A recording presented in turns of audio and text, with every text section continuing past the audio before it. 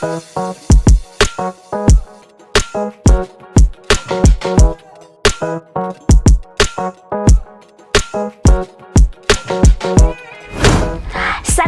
Dumelang, everybody. My name is Rale M. Welcome to the first episode of Ozaziwayo, the best of Mzansi, where you get to meet and greet your favorite celebrities. Today we are out here at Freedom Park, Pretoria for the SADMA Awards nominees, and this is what you can expect on the show.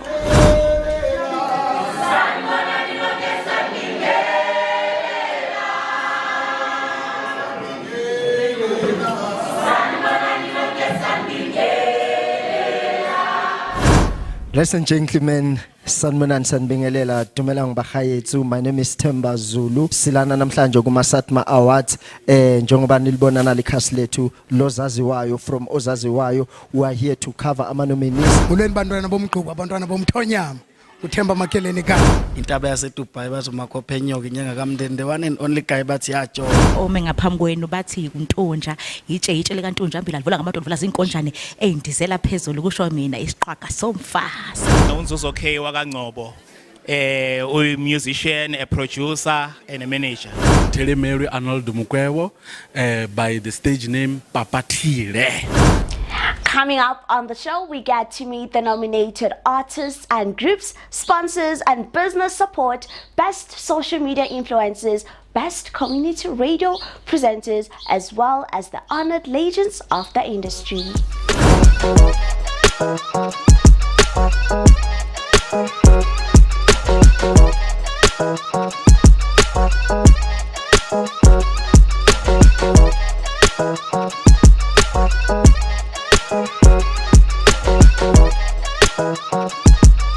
As you can see next to me, I've got two beautiful faces. Omo yuan nagemoni hayemela somewhere. Marge kopa hore ke ba fe chance ba ti introduce bona ba bue gore ba tla byanga tje ku mo SADMA Awards. I'm going to start on my left as the golden rule says ladies first. Ke a leboha holo ka lebitso ke Dineo ke Matlotliso Hlalele ke mohatsa Ntate Morusu ebang nominated today as under the category of voted song of the year le best suit.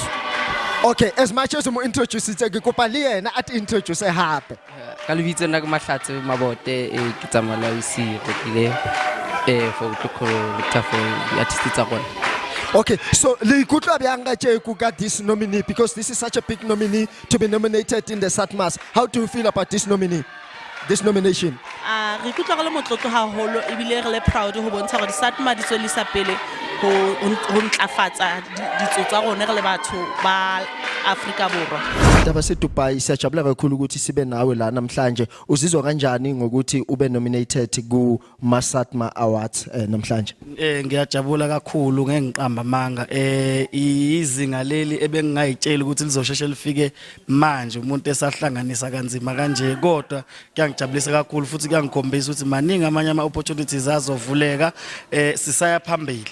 Kukhombisa nanokuthi into esiyenzayo ikhona iyasebenza futhi singayiyeki uma izoqhubeka kanje. Okay, as an established artist already sesiyakwazi sonke eSouth Africa, imuphi mhlawumbe umlayezo ophathele ama up and coming artist now afisa ukufika kulezinga leli intaba seDubai esehambe yaze yafika kulo, mhlawumbe ungabacuphisa ngako ukuthi lokho kumele bakwenze ukuze bakwazi ukuthi baphumelele bafikela? Engingakusho nje bhuti omdala ngiyabathanda kakhulu futhi labantu abathinta ama upcoming artists engingakusho kuma upcoming ethu ukuthi kunzima as much as kunzima futhi ngeke size sikwazi ukuyinqoba if singalwe ifuna isilwe lempi ye music.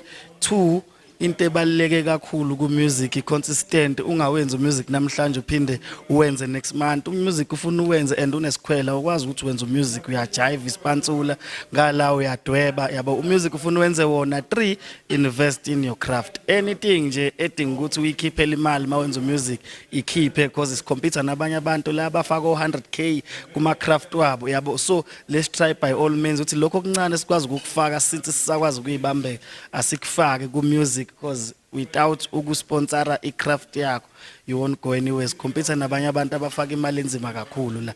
ayikho enye indlela futhi ufaka imali shoot music video, ufaka imali wenza photo shoot, ufaka imali wenza ama content, uzobona iyayifikela lento, especially ke abantu bayayithanda into esiyibonayo kunesizwayo. Baningi abantu abanezingoma but bancane abanama music video, bancane abantu abanama content video, so asisebenziseni kakhulu bafuthi camera ibalekile kule industry yethu. How do you feel about being nominated today in such a prestigious awards as the South African Traditional Music Awards? Uyikutlwa byang uzizwa unjani? No, ngizizwa ngekahle my brother. I'm very very very happy. I can't even explain how I feel. I'm so happy. It means a lot to be nominated in these big awards, my brother. I feel humbled. I feel like I can jump. I don't know urini ndido jump ndaya lurumburufiyo ndaya guy, but ngizizwa ngikahle, ngijabulile, ngiyabonga ngakhulu amaSATMA Awards asiyenza abantu. MaSATMA Awards arita abantu. I'm very happy my brother. Nominated in 2 categories. It means a lot. It means a lot. Even if I don't win, this is a big win for me. Okay, so there's this famous question I love to ask all the artists. SATMA Awards is bringing South Africa together. Like we just did now, we're talking in Venda, talking in Zulu, speaking Setswana, any language, English. So what's your take in an event like this into bringing South Africa together? La awards asiyenza ukuthi sibe simunye as South Africans. Ngoba uzwa nami ngiyakhuluma but ngibuye ekhaya straight eLimpopo eVenda, but ngiyakwazi ukukhuluma ngikhuluma nawe manje. I'm so happy. Is the work well done by SATMA Awards. Isiyenza ukuthi from Kapa to Limpopo sibe simunye, sibe umuntu umunye. Ndotakala manda ri batho bathi namusi nga SATMA Awards ri khobewa hone rava hone namusi nga SATMA Awards. That alone it means a lot. Ziyambo ri ri tshithu tshithihi sama Africa. Ngicula traditional folk music, umculo wesintu, and ngijabule kakhulu kuba la namhlanje ekhaya nami ngizobonisa ukhono lwami. Sibonge kakhulu kumaSATMA ukuthi basinika ama artists like us a platform to perform on, because esikhathini esiningi umculo wesintu awuthathelwa kakhulu la ekhaya ukuthi uphakame njengeminye imiculo. Okay, ku Facebook uNtunja NTUNJA, Instagram Ntunja_, TikTok Ntunja_, YouTube Ntunja_, bazongithola khona lapho. Ngibingelele kubo wonke ababukeli baleli page leli khasi lelo sazwayo lokhulumayo uBhikane Magubane weqembu lehlanganana abambiza ngomshebelezi.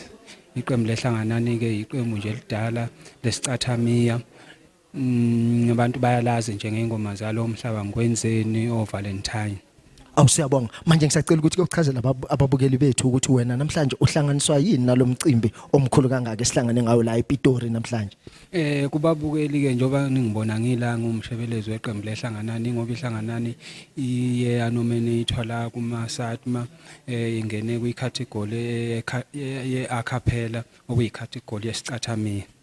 Awuzwake, so imuphi umlayezo ophathele mhlambe ababukeli nabantu nje umhlaba wonke aba ukuthi banivotele, imuphi umlayezo ngoba nikeza bona ukuthi basukume bayonivotela ngoba niyawadisa wadinga la mavote? Nganxusa kakhulu kubo bonke abantu ukuthi siyacela ukuthi basivotele nathi njoba nje siye safakwa la ngoba ungenelela la kuyasikhuthaza njengabaculi, kuyasikhuthaza ukuthi kushuthi nathi masenza umusic abantu bayawuthanda, kusinikeza amandla. Siyacela nje ukuthi besivotele impela kakhulu ukuthi nathi ke siba abaphumelelayo sibuye nayo le ndondo yakumaSATMA. Ladies and gentlemen, we've got one of our very beautiful presenters esinayo namhlanje. Ngicela ukuthi asintroduce azisho igama lakhe la ekhasini lethu ozaziwayo. Igama uFaith Mgobhozi, intombi yalapha kwaDukuza elembeni libuswa ilembe eqamanye emalembe ngokukhalipha. Angizile ngokuningi namhlanje ngize nje ngokuzobukisa ngobuhle bami ebese ke ngiyasebenza nje kuphela kukho kuningi. Okay, ngisacela ukubuza uhlangana kanjani wena namaSATMA njengoba usho ukuthi uzela uzosebenza, uhlangana kanjani, yini irole yakho, yini umsebenzi owenzayo namhlanje la kumaSATMA? Njengoba nje sebenzele iSABC bengibiziwe ukuthi ngizohosta iRed Carpet namhlanje. Okay, siyabonga. So yini nje namhlanje kuloko okubonile ofisa ukuthi ngathi ungakubona kungakhula kakhulu, especially njengoba amaSATMA siyabona awafaka kakhulu ama up and coming artists. Yini mhlawumbe ofisa ukuthi bangayenza more to try at least and encourage that to go forward? Uyabona nje njengoba kugcwele osomabhizinisi abangaka nje lapha ngiyafisa ukuthi babe baningi osomabhizinisi abavule amathuba ukuthi beze la bezoveza amakhono nebaciko awo uyabo okokuqala nje lokho okwesibili ihlezeke ukuthi imfashini iye ezingeni eliphezulu ngokweza amaciko uyabo sithatha nje ukugqoka kanje sikuthathe sikuhloniphise kube ifashion kungabe ukuthi ezinye izinto kuphela siyibona ziyimfashini kodwa lokhu sikuthathe sikubeke styleni. Dumelang babugi ko gae ke Kagiso Noke, the founder of Michelle by KN, the KN brand. I'm here at the SATMAS promoting and the local talent in traditional music and everything related. Thank you. So just can you please quickly take us through your brand? When did it start? How did it start? And Lady SATMA Awards. Thank you. The brand started around 2020. It was an idea I had, I think, a year or so before. Then in 2020, I found the opportunity, found the winemaker, and then we entered into a partnership. I'm always up for supporting local talent, local productions, local events, everything local. So because I'm a South African, I'm for South Africans. Okay, so far for people who are still interested in trying to get their hands to the brand, where can they find the brand? How can they access the brand? The brand is on social media, KAYN Projects, Michelle by KN, website www.kaynprojects.co.za. We are available also on Take a Lot as well as on Macro Marketplace online. Sanibonani nguKethi wakankosi. Siyabonga sisikhethi usisi ngapha. Unomathemba known as Thembi wakaVanqa. Okay ngiyabonga sisikhethi noMathemba lapha ngami ngiyabona hayi ngazothi kumnandi ngicela ukuthi ke nisichazele nje kancane ngale brand le enisibekele yona la phakathi kwethu ukuthi isukaphi iqale kuphi kanjani. Okay, so this is our wine, East Wines. It's a full African wine, yenziwa locally, Stellenbosch. It's called East Wines because we are from the East. And brand yethu in a 1 year, brand yethu iphethwa amakhosikazi, as you can see, as we close this month yamakhosikazi, it's something to celebrate. And it's been around for a year. Oh siyabonga. So njengoba nisho nithi iqalwe amakhosikazi nje ayilena ngazothi ufuna sihlale sithinta ke ngaso sonke isikhathi ngisacela ukubuza ukuthi nihlangana kanjani mhlawumbe ne brand enkulu efana naMaSATMA njengoba nani busy nihambisa ibrand yenu. Okay, so sihlangana naMaSATMA because, as I said, our wine is an African wine. So we came across the SATMA Awards. We are African women creating an African brand. We also want to celebrate our heritage. Africa is rich ngama farms, and ngama farms to produce such beautiful things. That's how sihlangana ngakhona. Shomfethu Karabo Senna from Samro. All right, Abut Karabo, can I maybe just try and understand from your side, Hore, when ukopana byang Lady SATMA Awards, just for our viewers. So our mission, Mosambo, with the SATMA Awards is to make sure that we are also preserving traditional music, but not just preserving, making sure that traditional music is able to earn money, because a lot of times the focus is on commercial music, but making sure that there is a much more sort of like light shining on traditional music so that we are able to get traditional music on radio, make it more common, and then thereafter it will repatale the royalties to all the creators of this beautiful music. Oh, okay. So, as the sponsors, when you see the up and coming artists being given an opportunity in such a big stage like the SATMAS. Yeah. Because of Kintwere Batla. And in the next few years, like be it 2 or 5 years, we want much more music playing on radio and TV.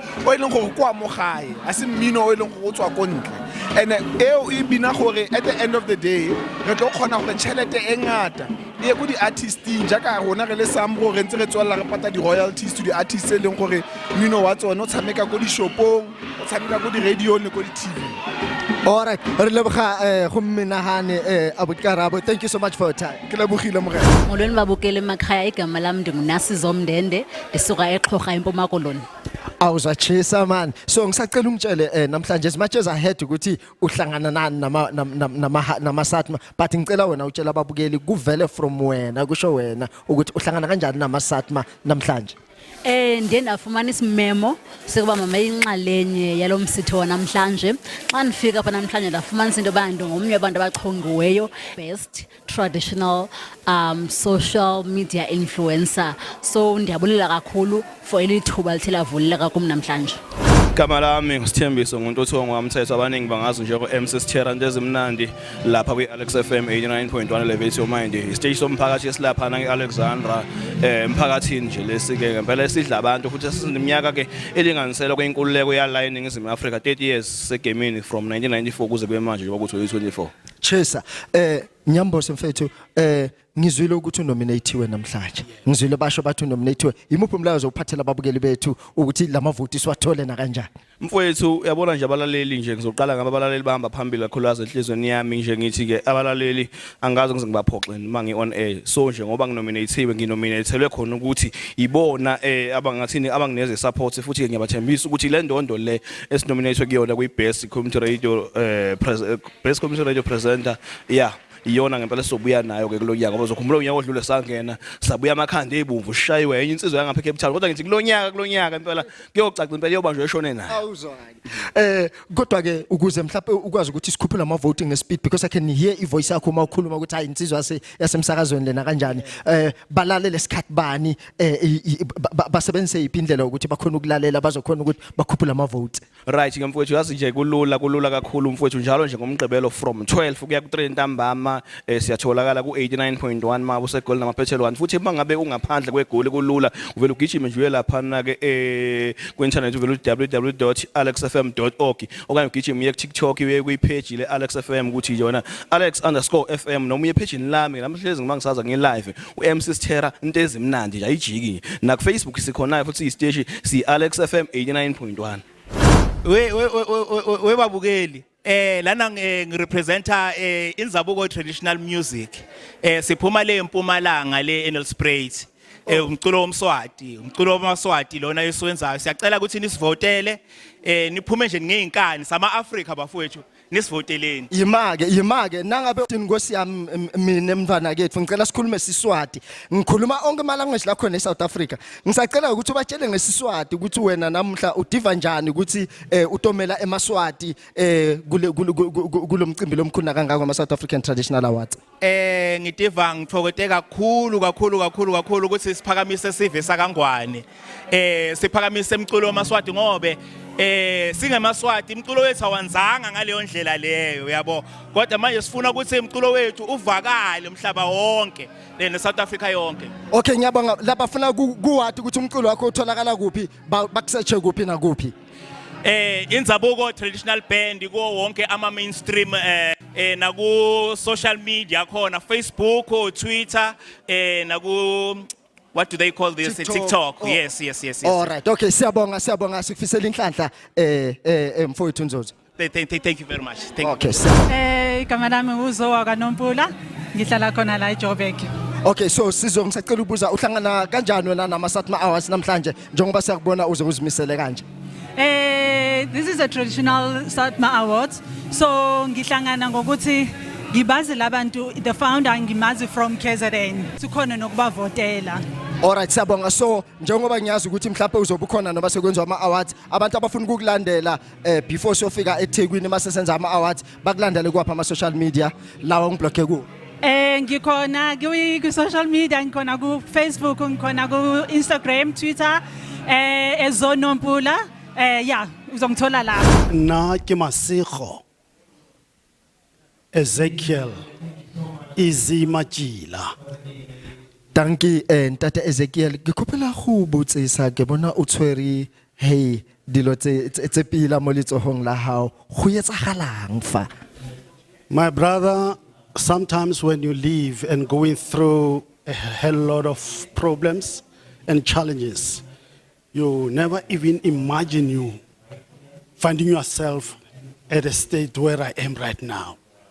So what I'm having in my hand here brings a good and bad memories, but above all, good memories, because all the troubles that I went through, at the end, mo kgweding e fitileng ya matsalo a ga mme wa ka ke ile ka amogedisiwa bongaka ke university e ke simolotseng kwa go yona ke le mongwe wa bathei ba yona pele re ne re bitsa Unibo mme ga jaana re bitsa University of the Northwest kgotsa Northwest University. I'm one of the pioneers in 1980 ya nna ya tlotlo ya bongaka ka ntlha ya tiriso e siameng ya leme la Setswana. Mme e nnile dikgakgamatso gore mo dibekeng le tharo tse di fitileng beke di le pedi fela pele ga matsalo a me a kgwedi e. My mother was born in July. I am born in August the 16th. Ke fa ke fitlhela taletso ya ba SATMA gore ba ntlhoka ka kwano. Therefore, to me, this is an honor that will live forever and ever in my mind. And I really treasure it because it's not just the awards of people, fela. It recognizes people ba ile gore ba nnile le tsusumetso e kgolo mo setšhabeng. Jaaka o ka bona gompieno ana ke ne ke tlotlomadiwa le bo Dr. Nkosazana Dlamini Zuma, bo Mme Thandi Modise, bo Baleka Mpete, bo Mr. Malema, please sit down. Can you believe it? Gompieno ke na le bona seo ke tlotlo e kgolo go a supa tota gore tseno tse ga se mantlwane. You know, mean a lot to me. Ke utlwa le awatela fa ke ikuka e kopane le setshwantsho se bile ya nkimela. Ke tota ke le motlotlo ebile go tlotlotliwa ke lona. How to king? So Ozaziwayo. Ozazia. Ke batho ba ba itsagalang mo lefatsheng. Batho ba ba itsege gompieno jaana gore le nna ke mo lefatsheng. Ke mo mmapeng ke a itsege jaanong. Mme ke leboga thata mme le lona ke lweletsa masego gore le gole le tswella pele ka tiro ya lona entle. Modimo le godisa re kgonne go tswelela pele. Ke tla simolla go le latela ka botlalo jaanong mo Facebook. Go nna jaanong le mpontsha tlotlo le lona. Ke a leboga. Re leboga thata ntate. Thank you so much for your time. Bhota mntana omhlomnyama ngolweni bantwana bomgquba abantwana bomthonyama uThemba Makeleni ka. Siyabonga. Babumakeleni ngiyabona kuhlobile la ezandleni. Ngisacela usichazele ukuthi namhlanje yini le engaka obizele yona la kulomcimbi lesihlangane ngayo namhlanje. Kudala sazihlambulula sizigulula kubuthombo benkcubeko yethu. Kuba sifuna ihlabathi lazo kokuba singobani sivelaphi yintoni inqantsonqa yobomi bethu.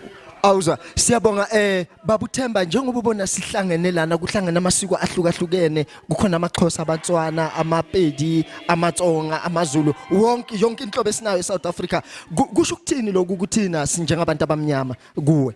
Singabantu abamnyama singumuntu omnye siligazi elinye nokokuba singagxekana nokokuba singakhombana ngeminwe kodwa siyintwele abamnyama. Yeka wena lento yokuba simane sithi lo ungowaphi lo ngolubuhlanga kodwa singabantwana bendle emnyama singabantwana bomathumbu singabantwana bokuzalwa. Siyabonga ngicela mase uyivala ke ushayele phrase le abayilindile esiyibukele iminyaka eminingi ku TV ubingelele bese uphinda futhi uyavalelisa Buthemba. Namhlanje njengoba besilapha kule ndawo eyaziwa ngoba iFreedom Park ndikhe ndaqondoba ndaxwayiza ndaxela ixhwele phambi kombane wezulu. Yiyo loo nto ndisithi namhlanje xesha limnandi. And thank you so much to Mr. Themba Zulu for taking us through all the nominated groups and categories. And a huge congratulations to all the nominees. That's it for myself and Ozaziwayo team. And thank you so much for tuning in as well. Please be sure to follow us on all our social media platforms. My name is Rale M. #Ozaziwayo. Stay blessed.